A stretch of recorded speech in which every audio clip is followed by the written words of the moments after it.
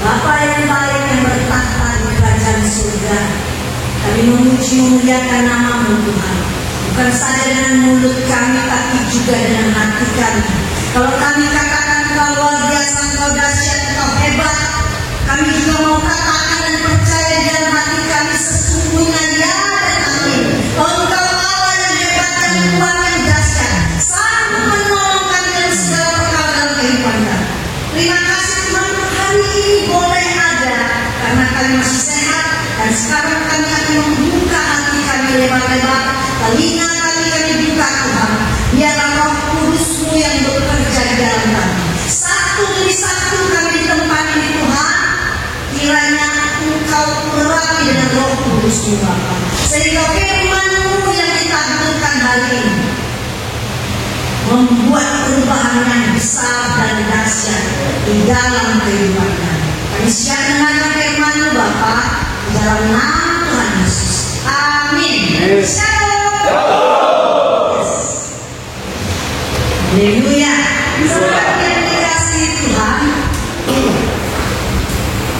apapun keadaan kita, firman Tuhan katakan, dan bergembiralah karena Tuhan, karena Dia yang akan memberikan apa yang diinginkan hatimu.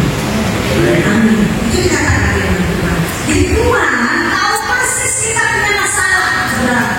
Tuhan tahu persis kita tak punya uang. Tuhan tahu persis kita sedih. Tuhan tahu persis kita putus asa. Tapi Tuhan bilang apa? Anakku, aku tahu semuanya. Aku suruh engkau bergembira dalam keadaanmu apapun saat ini. Karena aku, Tuhan katanya yang akan memberikan apa yang diinginkan hatimu. Saudara, yang diinginkan kita ini kalau kita tidak ada tahu, Tuhan tahu. Sampai sekecil-kecilnya Dia tahu. Bahkan kita mau apapun Dia tahu. Tidak ada yang tersembunyi di hadapan Tuhan. Amin. Yes. Jadi kita harus semangat, saudara. Apalagi menjelang akhir tahun ini. Ini sudah bulan 10 selesai, tinggal berapa hari lagi? Masuk 11-12 selesai tahun ini Bapak ini. Bapak sekalian. Harus selesai. Nah, apakah kita menyelesaikan diri kita dengan semua perbuatan-perbuatan kita yang biasa kita lakukan di bulan-bulan sebelumnya, atau masih bertambah kita jalannya, bertambah kita dalam kegelapan, bertambah kita dalam kebohongan, bertambah kita dalam kemunafikan? Boleh pilih saja kita, dan Tuhan tahu. Ini ya, kami dari komunitas orientasi mengasihi bulan ini mengangkat tema dari komnya adalah iman kita kunci kemenangan bagi kita. Amin. Kalau bicara tentang iman itu sesuatu yang dari sudah saya sesuatu yang kita harapkan, ya, nggak kelihatan di depan, nggak kelihatan apa yang terjadi, nggak kelihatan apa yang menjadi jawaban kita. Tapi itulah iman, karena kita beriman kepada yang namanya Tuhan Yesus Kristus, nama yang dahsyat, nama yang sanggup melakukan segala sesuatu bahkan yang tak mungkin menjadi mungkin. Amin. Jadi iman kita diperlukan dalam keadaan apapun. Nas pada hari ini dari Amsal 21 ayat 31. Amsal 21 ayat 31. Amin. Ya. Bunyinya adalah begini. Begini firman Tuhan. Kuda diperlengkapi untuk hari peperangan, tapi kemenangan ada di tangan Tuhan. Luar biasa. Ada masuk kuda di sini. Karena apa disesuaikan kuda? Kuda itu kan kalau film Joro, kan nggak mungkin dia dan dia ya. Mesti kuda keren dan pakai kacamata pakainya kan Joro. Kalau nggak film Joro, tahu lah. Kalau nggak tahu nanti kita ayatkan minta berdoa. Joro itu naik kuda, kudanya itu dan datang perkasa, hebat dengan kekuatan, perlengkapan, kemakmuran, ya. Pokoknya keren, ya. Tapi firman Tuhan kata, kuda diperlengkapi untuk apa? Hari peperangan. Tetapi kemenangan itu di tangan Tuhan. Ini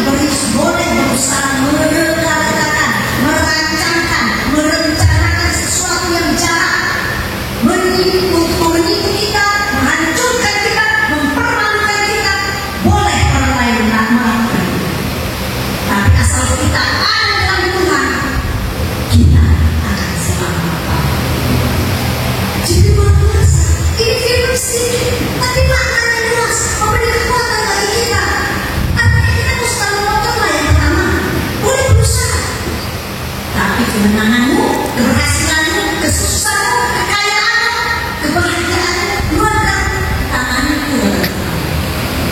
Yang kedua, orang bersama boleh membuat engkau ada masuk di tempat ini. Mungkin engkau tidak salah sih. Tidak semua orang masuk satu lapas apa. Ya, mungkin dia tidak mempunyai kekuatan sehingga tidak bisa membela dirinya. Ada di sini. Jadi percaya, kalau engkau tetap ada di dalam Tuhan, maka engkau akan selamat. Amin. Amin. Saudaraku yang di dalam Tuhan, jadi kunci kemenangan kita adalah harus percaya kepada yang namanya Yesus Kristus. Di dalam Alkitab banyak sekali kisah tentang kemenangan demi kemenangan yang membuktikan bagaimana orang bisa menang di dalam Yesus. Salah satunya tentang kisah 10 orang dusta yang ada di Lukas 17 ayat 11 sampai 19. Ini satu kisah tentang satu saat Tuhan Yesus datang perjalanan ke Yerusalem dan dia singgah di satu desa. Dan di situ ada 10 orang dusta yang sudah mendengar keberadaan Yesus akan datang di tempat. Tentu mereka sudah mendengar Yesus orang yang sanggup menyembuhkan. Tapi karena kondisi mereka mungkin yang 10 ini sudah parah ya.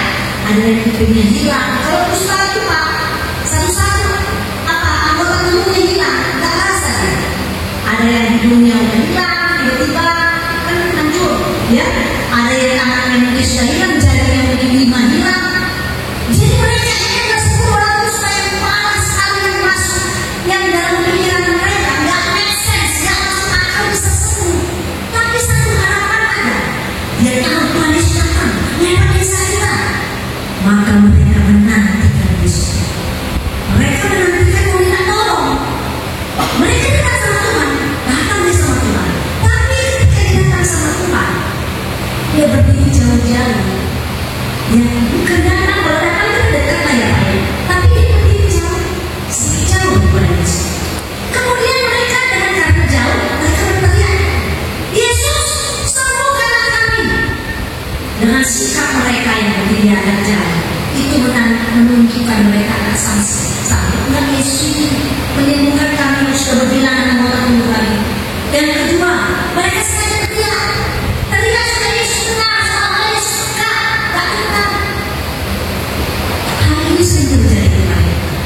Kita sering dalam keadaan susah, kita sering dalam keadaan tak berdaya.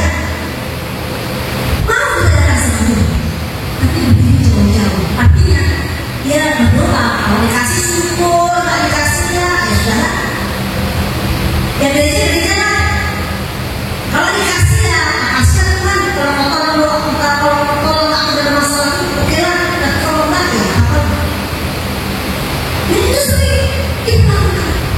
Nah, orang dusta yang benar, tapi Yesus mendengar. Apa kata Tuhan? Tuhan Yesus itu bisa menyembuhkan sembuh, selesai, bisa. Tapi Tuhan suruh apa? Udah. Pergilah kalian semua, jumpai para imam itu, tunjukkan dirimu sama imam. Artinya apa? Kalau zaman dulu orang dusta menunjukkan dirinya kepada imam, artinya orang dusta itu sudah sembuh. Nah, mereka percaya Yesus Tuhan. Mereka jalan menuju para imam, tapi di tengah jalan mereka sembuh. Dan yang 10 ini ada satu orang yang menyadari, benar nih, sembuh ini, benar sembuh. Tidak ada lagi. Satu orang ketika dia menyadari kesembuhan itu, dia nggak terus dalam imam menunjukkan ini pada saya sudah sembuh imam. Bolehlah saya beradaptasi atau bolehlah masuk saya ke masyarakat, terimalah saya. Satu orang dusta kembali. Tuhan, mengucap syukur kau sembuhkan. Dia mengucap syukur saudara. Seringkali kita kalau sudah lepas daripada kesesatan kita, sudah terjawab doa kita, bye-bye sama Tuhan, gak mau lagi berdoa, terlalu asik dengan kesibukan kita, terlalu menikmati dengan berkat-berkat kita. Kita tak akan lagi berdoa seperti kita sudah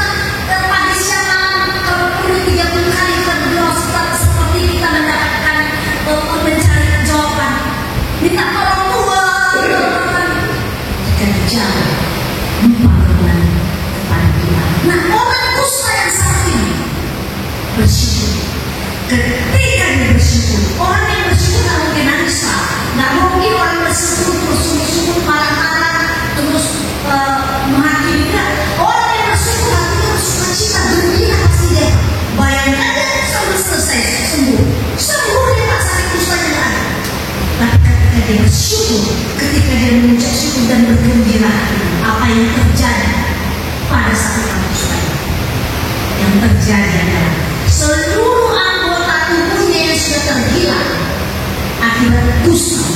Mungkin kupingnya hilang serat, tangannya 4 udah gak ada jarinya, mungkin kakinya jempolnya sudah habis semua, mungkin hidungnya sudah kosong.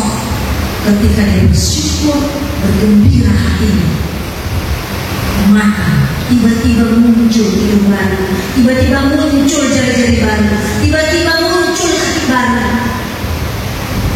Dia benar-benar mengalami kemenangan. Pemulihan bukan saja sembuh, tapi kembali normal. Apa yang ada padanya, tubuh anggota tubuhnya kembali baru. Begitu juga kenapa kalau kita sudah dijawab Tuhan dengan doa kita, dijawab. Tapi kalau kita hanya sampai di situ, misalnya kau mengalami satu pergumulan soal keuangan, kau gak punya uang untuk menyekolahkan anakmu, doa tiba-tiba dijawab Tuhan. Ada orang yang beri sekolah untuk anakmu, kau gak perlu uang, tapi kau stop sampai di situ. Makasih Tuhan. Tapi kalau kau tetap terus mencari Tuhan, mengucap syukur dan bergembira, maka lebih dari uang sekolah anak Tuhan akan berikan. Saudaraku, kau yang di sini siapapun yang akan terbebaskan, mungkin bulan ini, bulan depan atau Desember ini, tempatmu di sini tidak akan menghilangkan rekaman kepahitan di dalam hidup. Amin. Benar? Tidak akan pernah terhilang. Kau akan ingat masa-masa kau di sini susah. Kau akan ingat betapa pahitnya kehidupan di sini. Kau akan tak mengalami trauma atau ingatan yang tak akan mungkin kau lupakan apa yang kau alami di sini. Firman Tuhan katakan ketika kau datang mengucap syukur, Tuhan akan memulihkan. Tuhan akan tidak membuat hatimu berbekas. Tuhan tidak akan membuat ingatan yang menyakitkan itu dipulihkan tubuh, sehingga kau jadi manusia yang baru, kembali ke masyarakat, menjadi pribadi yang baru, menjadi orang yang luar biasa yang akan diberikan Tuhan. Seperti satu orang kusta ini yang dipulihkan Tuhan, satu anggota tubuhnya ini. Amin. Itulah kebenaran kalau dia percaya, bukan dia dengarkan orang. Dia tahu Yesus itu adalah sumber kebenaran. Dia beriman kepada Yesus. Saudara yang dikasih Tuhan, saat ini masalah apapun yang sedang kita alami, masalah yang dapat kita kalahkan di dalam Tuhan. Pertanyaannya, mengapa kita sering kalah? Mengapa kita sering mengalami kekalahan? Belum selesai ada jawaban doa, kita udah kalah, kita udah putus asa, kita kembali jatuh ke dalam dosa, kita melakukan hal-hal yang jahat lagi. Jawaban doa belum selesai. Tuhan belum mau jawab doa kita karena belum waktunya. Saudara yang dikasih Tuhan, itu sebabnya pertanyaannya, mengapa kalau memang Tuhan bisa melakukan segala sesuatunya untuk membuat kita menang, mengapa kita sering mengalami kekalahan? Satu-satunya alasannya adalah karena ketidakpercayaan di dalam hati kita. Bagaimana kita tidak percaya? Saksilah, bimbang. Benar nggak itu? Bisa terima Tuhan? Mana mungkin dalam keadaan seperti ini bisa Tuhan? Satu kisah lagi di Alkitab itu diambil dari Markus 9 ya, ayat 14 ayat 29. Markus 9 ayat 14 sampai 29. Saya ringkas ceritanya. Ini kisah seorang bapak yang punya anak yang dari kecil, anaknya besar, tapi dari kecil kerasukan setan. Kalau dia terkumat, dia membantu-bantukan dirinya, bahkan dia mencari hati, dia membakar dirinya, dan dia kena roh bisu. Roh bisu itu biasanya sering panggil roh tuli. Dari kecil. Nah, ketika dia jumpa Yesus, anaknya sudah besar. Pada saat itu murid-muridnya ada, Yesus belum datang. Yesus bilang, murid-muridnya bilang Yesus sembuh. Bapak ini tak percaya anaknya sembuh karena keadaan anaknya tak masuk akal yang bisa sembuh. Apa mungkin anaknya bisa sembuh? Dari kecil dia begini, kerasukan setan.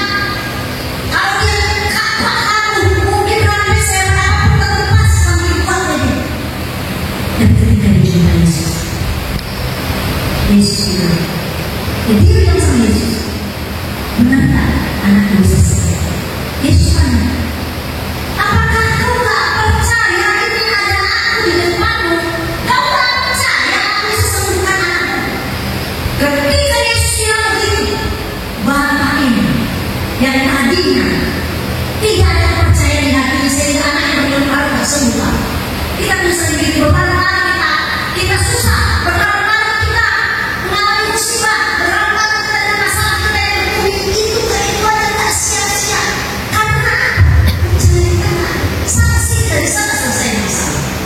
Bapak ini ketika dia memutuskan, ketika dia lihat Yesus datang sama Yesus, dia teriak, Yesus, aku percaya.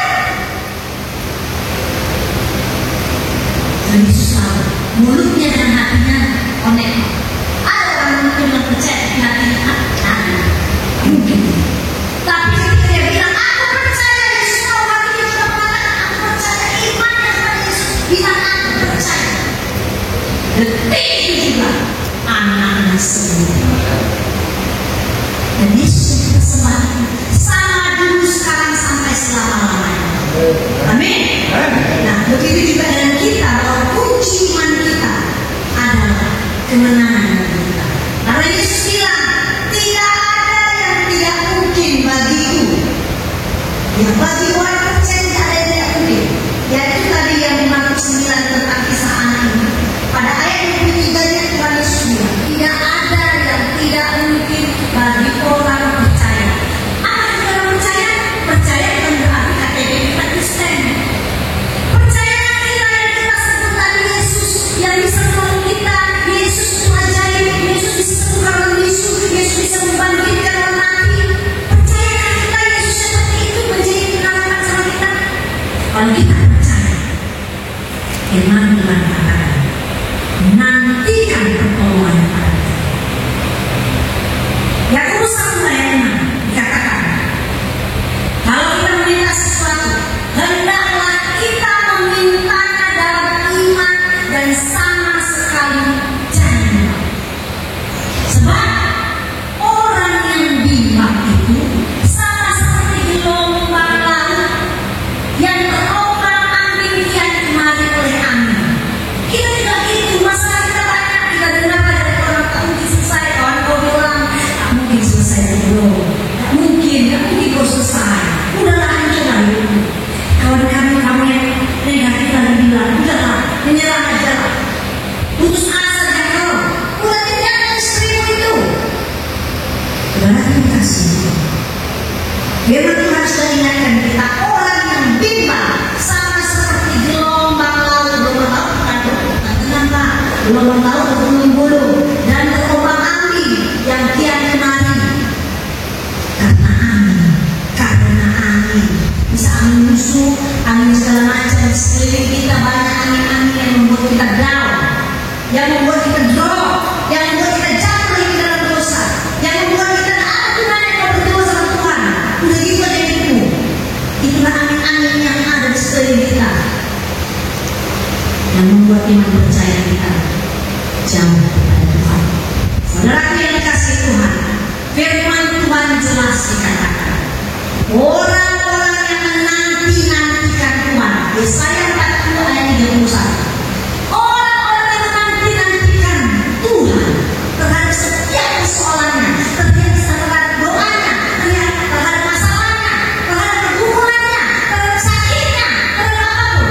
Firman Tuhan katakan, orang-orang yang menanti-nantikan Tuhan seumpama, Tuhan kasih umpama, dia lagi menewan, bukan kuda ini Pak, seumpama burung raja wali, bukan burung merpati, burung raja wali yang terbang tinggi dengan kekuatannya. Burung raja wali bukan terbangnya nggak seatap, terbang tinggi, bahkan melewati buah-buah, terbang tinggi dengan kekuatan sayapnya. Dia berlari, orang yang nanti-nantikan Tuhan, dia berlari dan tidak menjadi lesu. Dia berjalan dan tidak menjadi lelah. Itulah kita yang kita menanti-nantikan pertolongan Tuhan. Kalau hari ini firman Tuhan kita dengar bersama kepada engkau saudara, dan juga kepada saya. Karena firman Tuhan bukan untukmu saja, untuk saya. Nanti-nantikan pertolongan Tuhan sekalipun tidak mungkin bagimu, sekalipun tidak ada jalan keluar di depan kita, sekalipun tidak ada harapan menurut pikiran kita. Seperti Musa ketika dikejar dari belakang sama orang Firaun, dikejar dari belakang sama tentara yang pasti akan ketika sampai sama orang Israel pasti mati. Gak ada jalan di depan laut. Justru karena tidak ada jalan lain,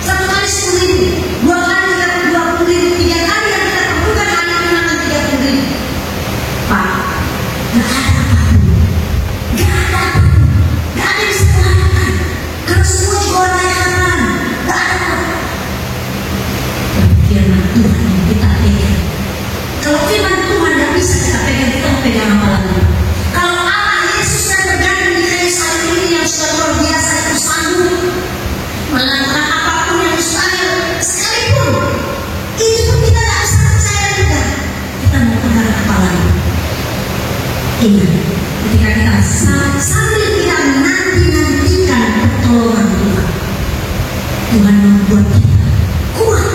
Orang yang menantikan Tuhan akan diberikan kekuatan yang baru. Kita seperti burung raja wali yang akan diberikan kekuatan penuh sehingga kita bisa menatap dari ketinggian masalah kita ke bawah, bukan kita menatap masalah kita dari bawah ke atas. Raja wali terpenting ketika dia melihat ke bawah semuanya kecil. Tuhan akan membawa kita menjadi terbang seperti raja wali. Ketika kita terbang ke atas, kita melihat masalah kita, oh kecil, karena Tuhan bersama. Amin. Dan kita tetap berjalan menantikan waktu yang tepat yang Tuhan jawabkan doa kita. Tuhan berikan kita kekuatan. Waktu kita berjalan, waktu kita berlari, kita nggak jadi lelah, kita nggak jadi putus asa, kita nggak jadi menyerah. Enggak. Kita yang menemukan Tuhan berjalan di atas masalah. Amin. Saudara yang kasih Tuhan, apapun persoalan kita, saya yakin firman Tuhan hari ini menguatkan kita, mengingatkan kita. Tidak satu di tempat ini yang Tuhan inginkan kita menyerah. Maka tetap berdoa, percayalah bahwa Tuhan pasti menolong kita.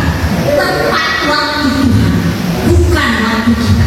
Kalau waktu Tuhan yang terjadi atas jawaban doa kita, kita itu adalah orang yang penuh dengan kekuatan. Dan sesuatu yang tidak kali sesuatu yang sangat sakit. Karena jawaban doa hanyalah bonus bagi kita. Karena hati kita sudah melekat, sudah intim sama Tuhan, dan kita sudah dibawanya menjadi raja wali Tuhan yang melihat ke bawah masalah-masalah kecil. Hari ini saya mengatakan, berapapun namanya engkau ada di sini, Tuhan masih kasih. Engkau ada, engkau tidak sakit, engkau tidak kenapa, engkau ada hari ini. Percaya, firman Tuhan tidak ada. Kalau Dia bilang begini, maka terjadilah apa yang difirmankan.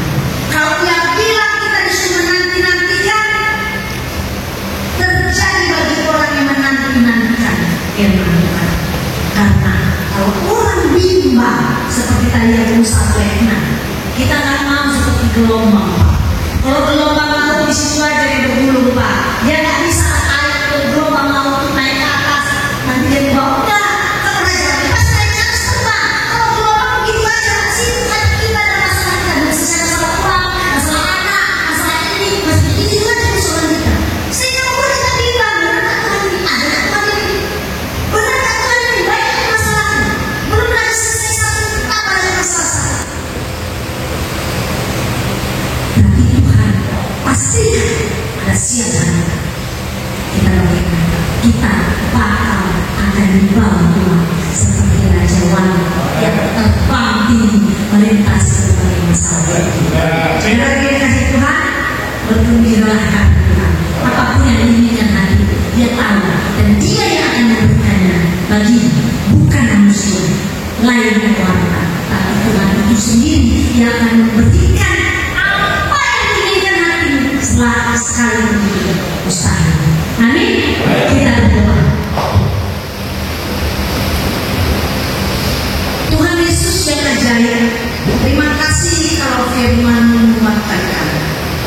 Apapun keadaan kami, situasi kami hari ini, terima kasih karena Engkau yang berbicara, tapi setiap kami di tempat mengingatkan kami, menyegarkan jiwa kami, membangkitkan semangat kami, sehingga kami tidak lelah, tidak letih dengan apapun keadaan kami saat ini. Karena kami percaya, kami bersandar kepada Yesus Kristus, Tuhan yang dahsyat, Tuhan yang maha kuat, Tuhan yang sanggup menolong kami dalam keadaan apapun. Dan Tuhan tidak akan pernah membiarkan anak-anaknya tergeletak berjalan sendirian di atas api. Karena Engkaulah Tuhan. Terima kasih.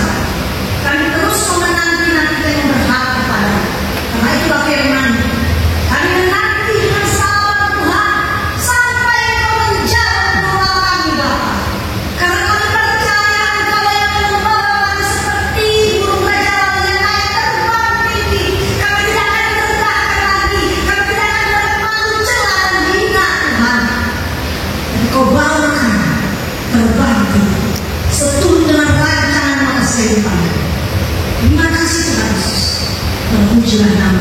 Dan siang hari ini Bapak, urapi setiap anak-anak di tempat, gembirakan hati mereka Tuhan, supaya mereka mendapatkan apa yang diinginkan hati mereka. Karena itulah Tuhan yang Kau katakan. Tetapi untuk mengubahkan kesedihan menjadi kegembiraan, perlu kekuatan yang baru daripada Roh Kudus. Karena Engkau sudah ada di dunia ini menjadi penolong dan penghibur bagi kami. Kami tidak boleh takut, kami tidak boleh gentar, kami tidak boleh putus asa. Sebab hidup yang ada pada hari ini adalah anugerah dari Kau. Terima kasih Tuhan Yesus. Ampunkan dosa kami Tuhan, pelanggaran kami, dengan pikiran kami, mata kami, dengan hati kami, dan ucapan kami. Tuhan ampuni kami. Biarlah kami setiap hari bertobat ya Tuhan, dan terus memperbarui perilaku kami menjadi sempurna seperti Engkau mau ya Tuhan. Tolong kami. Kami tidak mampu berjalan sendirian Tuhan. Kalau kami berjalan sendirian maka kami akan binasa ya Tuhan Yesus. Tolong kami. Terima kasih Tuhan. Terpujilah nama-Mu Allah yang luar biasa. Kami berdoa Bapa untuk setiap tubuh jasmani yang sakit di tempat. Mari Tuhan beramal tanda-tanda ajaib terjadi bagi mereka Bapa. Sempurnakan Tuhan Yesus kesehatan mereka Bapa. Di dalam nama Tuhan Yesus kesembuhan terjadi menjadi mereka. Engkau yang menyembuhkan 10 orang kusta Tuhan. Engkau bisa menyembuhkan semua yang sakit di tempat ini hari ini Bapa. Dan biarlah nama-Mu dipermuliakan. Engkau menyatakan mujizat kuasa menjadi sakit Tuhan.